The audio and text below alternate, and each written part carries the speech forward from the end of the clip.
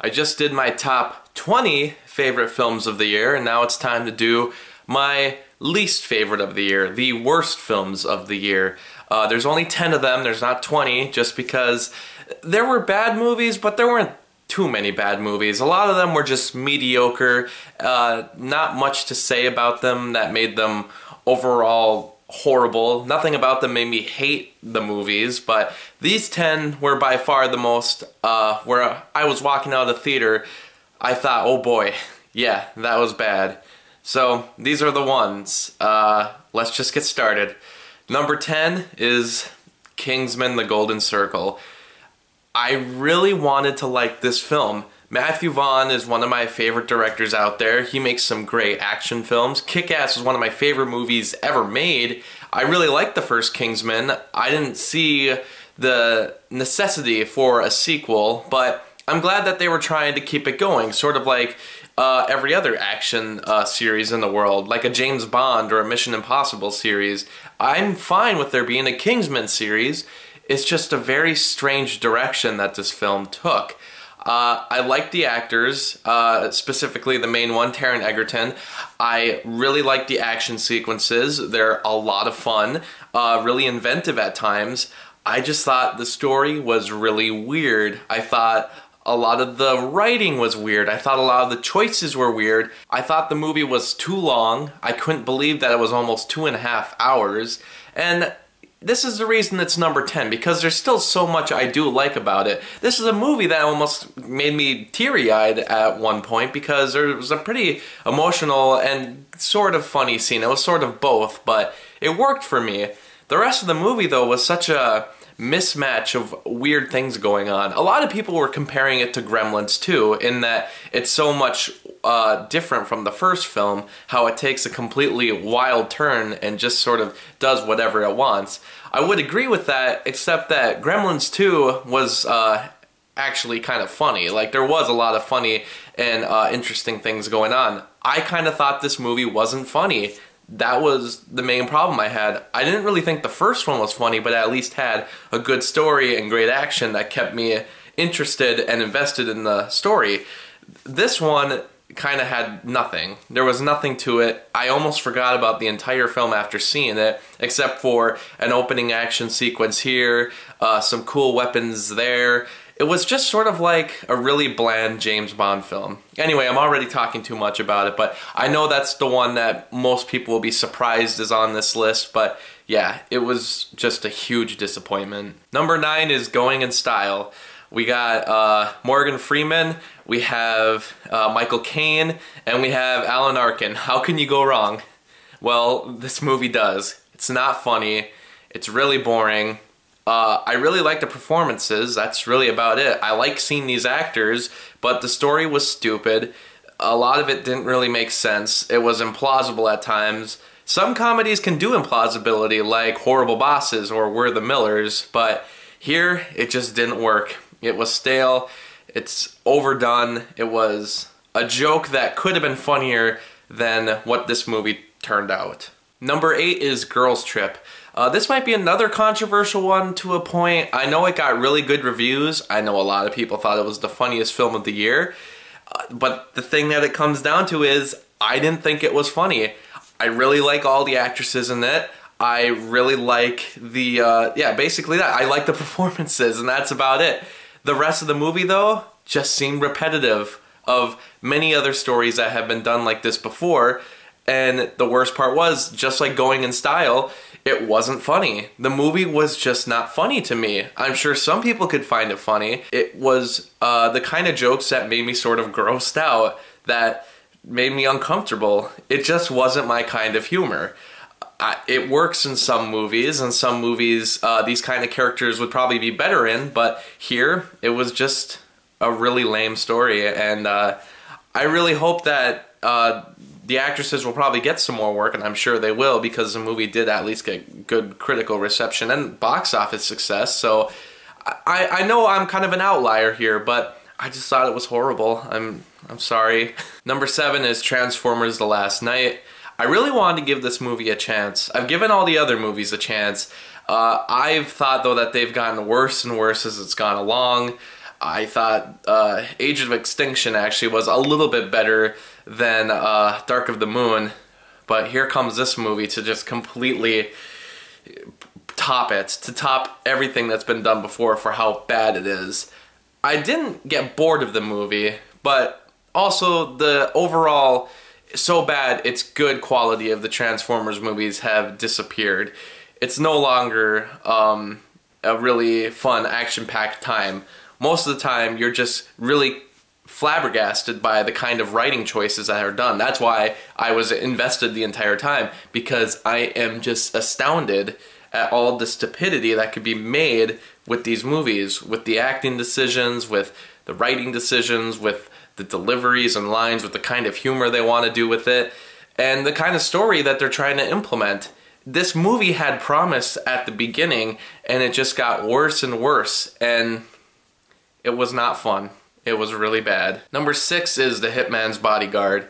I shouldn't walk out of a movie and think the entire time about how bad the green screen effects were.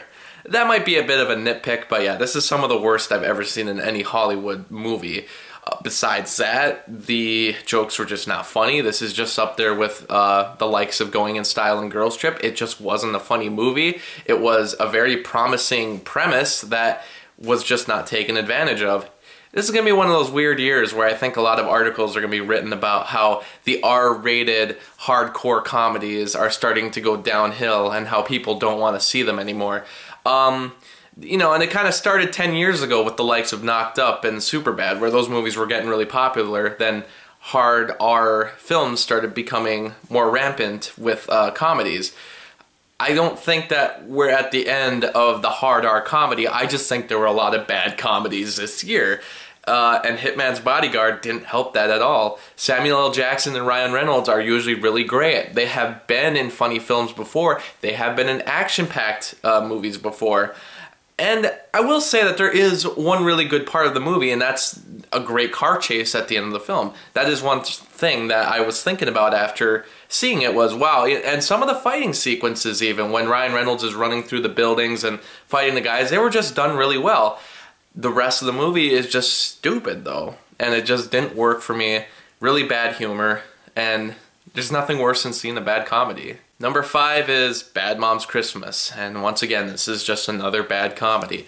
The first Bad Moms was also not really a great film, but I could see the appeal. It was sort of for a niche audience that doesn't really ever get a movie like that. I could see why the movie would work for some people. As far as fast-tracking a sequel like this film was done, it didn't work. It was really not that funny at all. The story has been done before. The film felt way too long. It felt really boring. It doesn't really continue the first film in any way. It just is basically the same characters, but now it's Christmas time.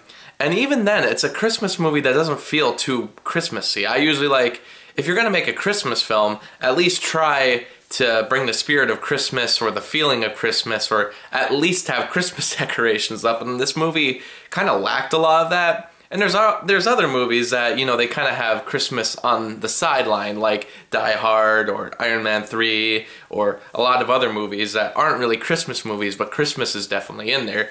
But this one didn't have the comedy to back that up. It was just a lame movie. I wonder if they'll be making other Bad Moms movies, like Bad Moms Thanksgiving, Bad Moms Arbor Day. Number 4 is Pitch Perfect 3. Pitch Perfect is one of those movies that I hate but everybody else seems to love.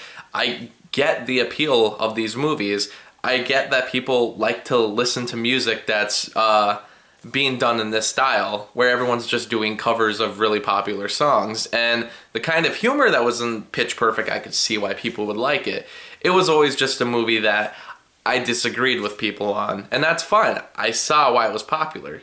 The second one, I think, was only popular because the first one was. There's even people to this day who I think are starting to not like the second Pitch Perfect as much as the first, because the second one's almost unwatchable with the kind of story that isn't even existent in that film. And the third one, by the box office numbers, I'm guessing everyone's starting to give up on the franchise a little. This one takes everything that was bad in the second one and just repeats it, but also adds a completely pointless storyline about one of the side characters that nobody wanted that much history about. It once again has a bunch of song covers, but it also has a bunch of lame jokes and a lot of repetitive storylines from the past films, while also really containing no storyline. This movie really could have gone in some different directions. It's about the girls now leaving college and kind of having no path in life, and they could have gone for a really funny storyline there about people who can't move on from college and who didn't plan well enough in college. The fact that they were paying too much attention to a cappella in college and now they have no job track, that could have been, they could have done some really funny stuff with that, but instead they decided to just go for the same old basic third time's a charm kind of storyline, and it didn't work. It was really bad, it was not funny, and it was long. Number 3 is The House. They seem to be making these kind of films every year now, where it's basically older comedic actors deciding, hey, we're gonna throw a party or do something that young people do, and then it just becomes a house party movie. It was done with Sisters just a couple years ago, and now it's being done here again, and once again, it's just not funny. Nothing funny happens. There just seems to be this idea that you can make a house party movie with old actors and that will just be funny, but you need to write jokes. Will Ferrell is very funny, but he still needs a screenplay and some kind of story to base his jokes off of in order to make the movie funny. I only got this movie because it was on DVD. I decided to rent it. I figured, hey, Will Ferrell, Amy Poehler, when do they ever fail? Even with Sisters, I thought the movie was at least enjoyable enough because Tina Fey and Amy Poehler were in it. I figured the same would happen here, but it was a rough watch. I was really looking at my watch the entire time. This is by far easily the worst comedy of the year. Don't see it. Number 2 is The Emoji Movie. Maybe some people thought this would be number 1. It's close. This was a movie that I really wanted to give a chance to, especially since everybody was hating on it before even a trailer came out. I was really hoping that maybe Sony would prove everybody wrong, but it just seemed like, watching the movie, that it took all the bad pessimism that the film was getting before the writing stages even began, and they said, you know what, let's make this movie even worse. There is really strange writing choices in this movie, really outdated writing choices, really weird motivations, very strange choices. I don't understand the meaning of this film. I don't understand the moral of this film. It has a very deep misunderstanding of the current culture, and it's all done in not a satirical way, but in like a positive way about, hey, this is how people should be acting, when nobody acts that way anyway. I just don't get what this movie's goal was. This is an idea that probably could have worked, but it just doesn't. It's a waste of a lot of great talent. A lot of the voice actors are great, but it was just a waste. And even then, the animation is ugly, the color choices were ugly. It's not a fun movie to watch, and I feel bad because this could have been something. They could have made this into the next Lego movie, but instead they decided to go for the easy route of, hey, let's, I don't know, make a movie that'll make money. I guess it made some money, but I don't think it was worth the investment. And by far my worst film of 2017 was The Circle. This is a movie that has great actors in it. Emma Watson, John Boyega, Tom Hanks. This is a movie that could have worked. The idea wasn't bad. It's very relevant to today. It's about technology and how it's all integrated into our lives. And what do they do with that premise? They decide, well, for one, to throw in that actor from Boyhood who's not a good actor at all, which that's just a nitpick, but let's add some more to that by giving the story the same problem that the Emoji Movie has, and that's a deep misunderstanding of our current culture. It's very funny actually how both of these films are tied together. Both are about technology, both are about the younger generation and how the filmmakers believe the younger generation's motivations work when it doesn't work the way these movies seem to think. But the reason The Circle is worse is simply because they had way more talent and a better premise behind it, and it could have been a great film, but the screenplay is really bad. There doesn't seem to be really a second act. It just sort of immediately goes into a different story, and Emma Watson does things that were not led up to at all. Things just kind of happen, and then when you get to the end, you have a very confusing ending. It's one of the most confusing, strange endings I've ever seen. I don't really know what the movie's trying to say, and there's other movies that do this premise really well. There's movies like Minority Report, there's The Truman Show, there's all kinds of movies about being watched over or having technology integrated into your life and how we might use it too much. Movies actually have some interesting things to say about it. This movie seems to have one thing to only say about it, and that's people who are young with technology make stupid decisions no matter what. That's what I really got out of this.